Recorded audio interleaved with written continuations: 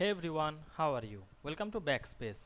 In this simple Microsoft Word tutorial, we will learn how to change the height and width of a text box word quickly and accurately. Whether you are creating resumes, certificates, flyers, forms, or professional documents, resizing text boxes helps improve layout and design. A perfectly sized text box makes your document look cleaner, balanced, and more professional. So let's get started. At first, you have to open your document. Now we can see here many text and page. This is an assignment for my college. Now I am zooming the document and go to the insert menu.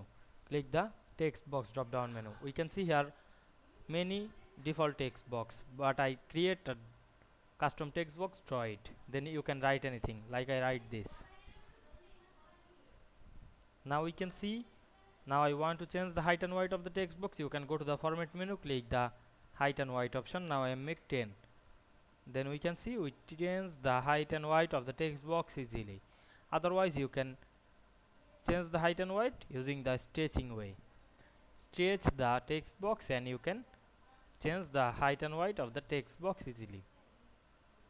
Now we can see we change the text box height and weight very easily. I hope you understand this process.